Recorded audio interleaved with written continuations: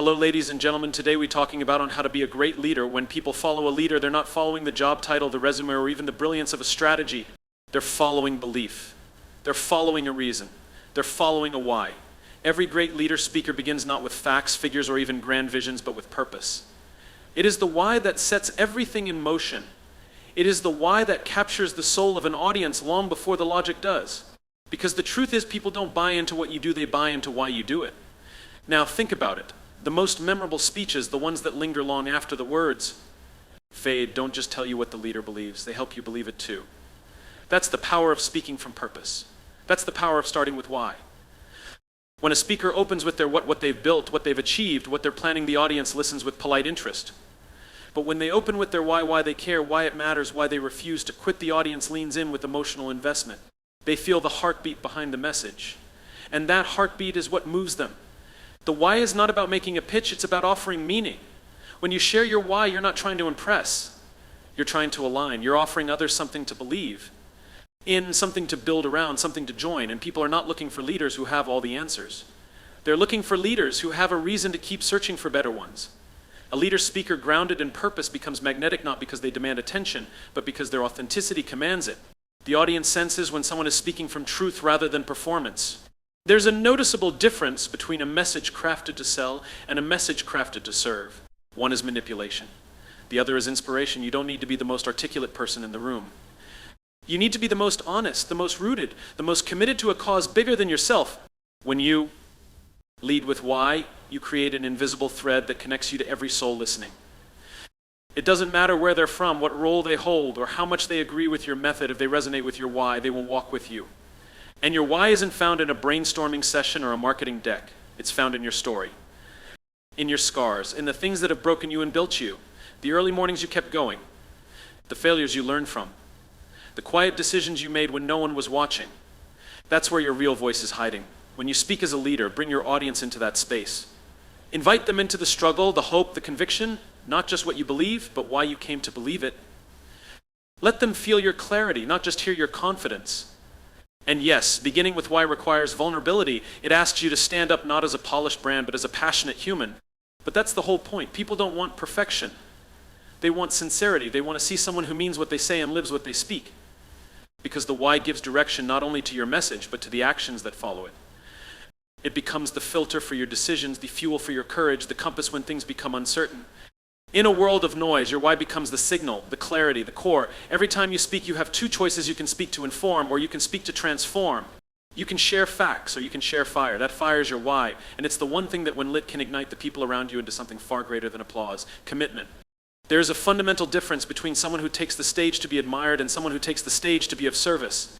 This difference may not be visible at first glance, but audiences feel it. They may not be able to articulate it, but something in them knows when the speaker is standing in front of them to shine versus when they're standing there to help others shine. When a speaker is driven by the need to impress, everything becomes performance. Every sentence is carefully crafted to draw praise. Every gesture is calibrated for reaction. The applause becomes the goal. But when a speaker is driven by the desire to serve, every word is chosen to bring value. Every moment is shaped with the audience's growth in mind, and the outcome shifts dramatically. The focus moves from self to others. Leadership, when expressed through speech, is never about spotlight, it is about stewardship. It's about recognizing that your voice, your presence, and your message are tools entrusted to you not for ego, but for impact. This shift in perspective changes the way you prepare. It changes the way you show up. It changes the very energy you bring into the room. Speaking to impress often begins with the question, what can I say to sound smart?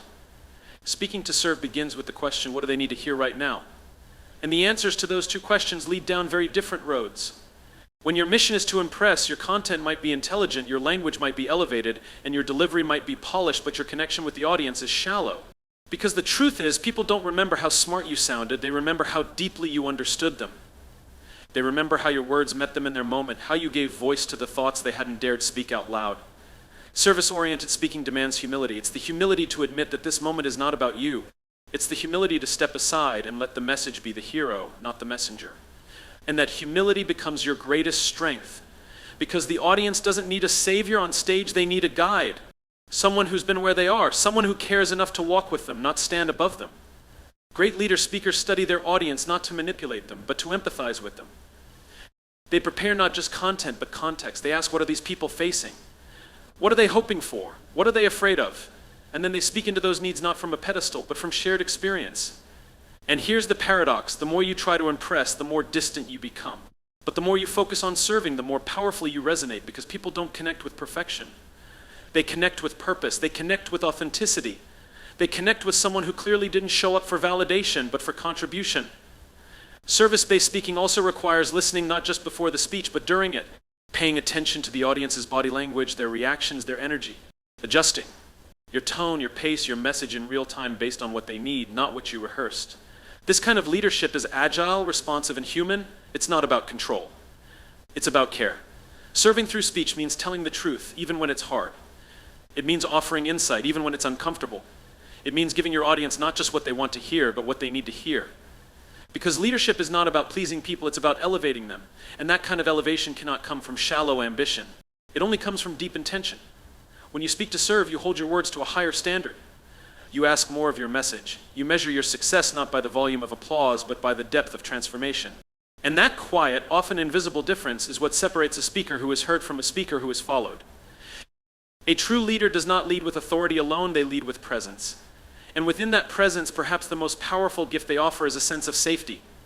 Not the kind of safety that comes from control, but the kind that is born from trust, from emotional inclusion, from a space where people feel seen, heard, and valued for who they are, not just for what they produce or achieve. When someone speaks to lead, their words do more than deliver information. Their voice becomes a space. Their tone becomes a shelter. Their story becomes a mirror. Audiences, whether they're in a stadium of thousands or a room of 10, are not just listening for content. They're scanning for connection. They're asking, even if silently, is this someone I can trust? Is this someone who understands what I carry? Is this someone who will judge me or make room for me? A great leader speaker knows that long before people take action, they take emotional inventory. If they don't feel safe, they won't step forward. If they don't feel safe, they won't open up. If they don't feel safe, they won't risk change. So the role of the leader speaker is to create the kind of atmosphere where people aren't afraid to be honest first with themselves and then with others. Creating that kind of safety starts with the courage to be real. When a leader speaks openly about their own struggles, mistakes, and doubts, they give unspoken permission for others to be human. Vulnerability is not weakness, it is leadership in its rawest and most generous form. When you share not just your victories, but your valleys, you offer your audience something far more important than expertise. You offer them empathy. Making people feel safe doesn't require dramatic speeches or flawless performance. It requires presence, eye contact that says, I see you, pauses that say, I'm thinking about what this means for you. Stories that say, you're not alone. Safety is not created through perfection. It is created through intention, the intention to include, to honor, to welcome without condition. When people feel safe, they listen differently. They don't just absorb facts, they internalize meaning. Their walls begin to lower. Their defenses begin to soften. They stop trying to survive the message and start trying to live it. And that's when transformation begins, not because the message was powerful, but because the environment made it possible. A leader speaker creates safety through tone just as much as through content. This language you use, the way you frame ideas, the respect with which you speak to the audience, it all signals something deeper than intelligence. It signals whether or not you care. People will forgive a mispronounced word or a technical glitch. What they won't forget is how you made them feel when they were unsure, unseen, or afraid. This sense of safety also extends beyond the moment of the speech. It's in how you carry your message after the lights go down. It's in how you invite questions, how you respond to critique, how you hold space for other voices at the table. Safety is not a performance, it's a practice. And when you make it your priority, people remember you not just as a speaker, but as someone who gave them permission to be fully themselves. In times of uncertainty, people look to leaders not just for direction, but for reassurance. Not false promises, but honest presence. When you speak with the intention of making others feel safe, you shift the atmosphere. You turn a room of strangers into a community, a group of listeners into a circle of trust. And from that trust, real change can begin to emerge not through pressure, but through belonging. People don't rise when they feel judged, they rise when they feel believed in. They grow when they feel grounded. They step into courage when they feel protected by the container you've created with your voice, your message, your presence. There is a widely held belief that to be a great leader speaker, one must be magnetic, charming, charismatic, someone who walks into a room and instantly commands attention with dazzling energy. But true leadership through speaking does not rely on spectacle. It does not depend on fireworks. It depends on rhythm, on dependability, on the trust that's built not through moments of brilliance, but through patterns of integrity. The most powerful speakers are not necessarily the most charismatic, they are the most consistent. Charisma might capture attention for a moment, but consistency is what keeps people listening. It's what builds reliability. It's what builds a reputation that others can trust and lean on.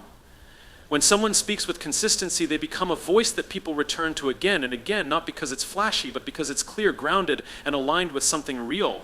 You know who they are, you know what they stand for, and that predictability becomes a foundation for influence. Consistency means showing up the same way whether you're in front of 5 people or 5,000. It means delivering a message with the same intention, even when the environment changes. It means holding your principles steady when the pressure rises. The most respected speakers don't just deliver inspiring talks, they embody a message with their lives. Their tone doesn't shift based on the size of the stage. Their integrity doesn't bend to fit the mood of the crowd. The world is filled with noise. There is no shortage of captivating personalities or polished performances. But what people are really searching for is not another clever phrase. They are searching for something they can believe in, something they can build with, something they can count on. That kind of leadership isn't built in a moment of applause. It's built in a pattern of showing up, telling the truth, and standing for what matters consistently. Consistency doesn't mean being boring. It means being rooted. It means aligning your words and your actions, your values and your delivery, your message and your presence. When a speaker is consistent, the audience doesn't wonder who they'll be today. They don't wonder if the tone will shift or if the passion will fade. They know what they're walking into. And that emotional security builds the kind of trust that no amount of charisma can replace. Charisma is often seen as a gift, something you either have or you don't, but consistency is a choice. It's a discipline. It's something that must be practiced deliberately, refined over time, and protected through self-awareness. And unlike charisma, which can sometimes create a gap between the speaker and the audience, consistency bridges that gap. It says, I will be here not just when it's easy, not just when it's exciting, but always. The most meaningful speeches aren't always the most emotionally charged. Often they are the ones that reflect a speaker's unwavering commitment to a single message carried over time. There's a certain quiet power in hearing someone say the same thing they said last year and still mean it. Still live it, still fight for it. That's not repetition, that's conviction. When people listen to a consistent speaker, they aren't just hearing what's said, they're seeing a life lived in alignment. Every word becomes a reflection of something deeper. And that depth creates a gravitational pull far stronger than charisma ever could. Because it's not momentary. It's not a spark. It's a steady flame that guides others long after the talk is over.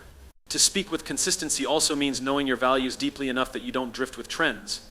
You're not moved by the desire to be liked or the temptation to say what's popular. You're anchored in something that doesn't shift when the room does. And when people sense that they don't just respect you, they begin to trust you with their attention, their time, and their effort. A consistent voice becomes a familiar rhythm in a chaotic world. It becomes something that people begin to count on in moments of uncertainty. They may not always agree with you, but they'll know where you stand. They may not always understand your strategy, but they'll understand your heart. That kind of clarity is rare. And it's what distinguishes those who speak to impress from those who speak to lead.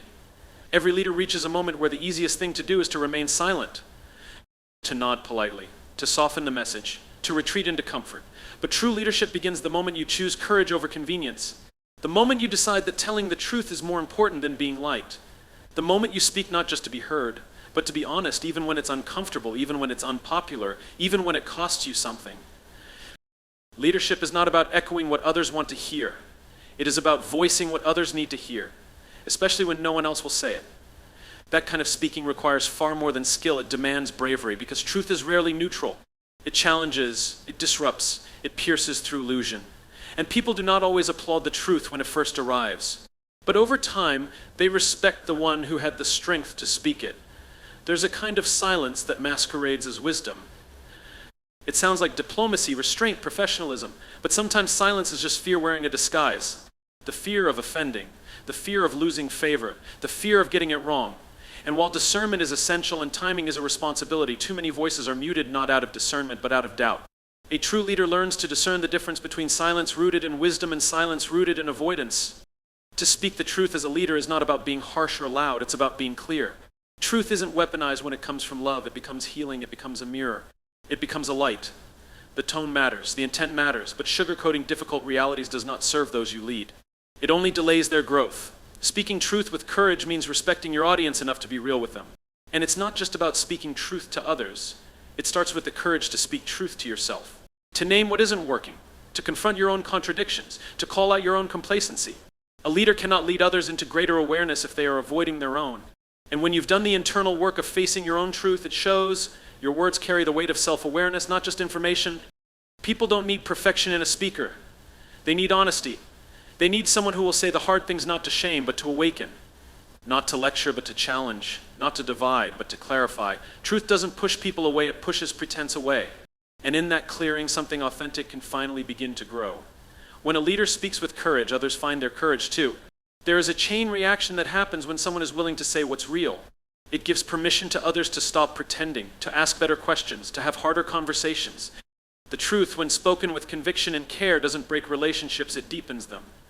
It builds trust that isn't based on agreement, but on integrity. This is especially true in times of uncertainty, in times when people are looking for direction, looking for clarity, looking for something they can count on. A leader who speaks only in vague inspiration or empty reassurance quickly loses credibility. But a leader who names the problem, who admits the unknowns, who speaks about the risk while pointing to the purpose, that leader becomes a voice of stability, not because they know everything, but because they are willing to face everything. The courage to speak truth also means challenging the systems and cultures that keep people small. It means standing up not just for what's comfortable, but for what's just. It means using your platform not just to protect your position, but to elevate the people who have been silenced. Truth-telling at its highest level is an act of service. It brings what's hidden into the open. It demands accountability. It unlocks transformation. Being a leader speaker is not about pleasing everyone. It is about guiding people toward what is right, what is necessary, and what is true. And sometimes that means standing alone, standing firm, and standing for something that others don't yet understand. But in time they will remember not just what you said, but that you were willing to say it when it mattered most. Leadership through speaking is not measured by the noise of the room, but by the movement it creates after the room is silent. It is not about how loud the applause is at the end of a speech, but about what people choose to do because of it. The applause is fleeting, emotional, and often tied to performance. But action, that's something different. Action is legacy. Action is proof that your words did more than stir emotions, they stirred commitment. The temptation to chase applause is powerful. It's immediate. It feels good. It validates. But when the goal becomes recognition instead of transformation, the message suffers. It becomes shaped around what will entertain rather than what will empower. And leadership is never entertainment. It is responsibility. It is the responsibility to move people towards something better, even if that path is harder, even if the applause is delayed. To inspire action, a speaker must think beyond the moment. Every word, every example, every pause must be built with the listener's life in mind, not just the speaker's ego. You ask yourself, what change am I inviting them into? What shift in thinking or behavior will make a difference not for me but for them? How can I translate insight into impact? Because insight without implementation is just noise. The greatest leaders understand that emotion must lead to motion. Yes, great speaking can stir the heart. It can move people to tears. It can electrify a room. But if those feelings do not lead to steps, to decisions, to commitments beyond that emotional high, then what was the point? A great speaker doesn't just aim to be memorable, they aim to be useful. And usefulness always leads to movement, to create action. Clarity is more important than charm. The audience must leave not just feeling something, but knowing something. Knowing what to do next. Knowing what it looks like to carry the message forward. Knowing that change is possible and that they play a role. In it, clarity gives people handles to grab onto when the inspiration fades and life returns to normal. And it's in those moments that real leadership proves itself. Stories are powerful tools, but they must be more than entertaining anecdotes. They must be bridges to action. They must show people not just what you experienced, but what they are capable of. They must turn the mirror outward, inviting listeners to step into their own courage, their own decisions, their own breakthroughs. When people see themselves in the story, they begin to move with it. They begin to own the message for themselves. Inspiring action also means speaking to the potential in others, not just pointing out what is, but painting a picture of what could be. People are more likely to act when they believe that their actions matter, when they believe they are part of something bigger, when they can see the ripple effect of even a small step. A leader speaker holds up that vision not as fantasy, but as a reachable future. Not as hype, but as hope with direction. There's a difference between motivation and manipulation. Motivation respects the audience's autonomy. It says, here's what's possible, now you choose. It invites, it uplifts, it encourages. Manipulation, on the other hand, coerces. It plays to fear. It pressures. And while manipulation might get a reaction, only authentic motivation leads to sustainable action. People know the difference. They feel it even if they can't name it, and they respond to it with either resistance or readiness. Inspiring action requires a commitment to follow through, not just followings. It means caring about what happens to people after the speech is done. It means staying connected to the mission, not the spotlight. It means designing your message to last longer than your time on stage. Because the goal isn't to be remembered, it's to be useful in someone else's breakthrough. A leader speaker always asks, what will they do with what I said? Will it affect the way they treat others, the way they lead, the way they solve problems, the way they show up tomorrow? The measure of influence is not in standing ovations. It is in steps taken, in lives changed, in the quiet courage to apply the message when no one is watching. That's where true leadership begins. That's where speaking becomes a tool not for recognition, but for revolution.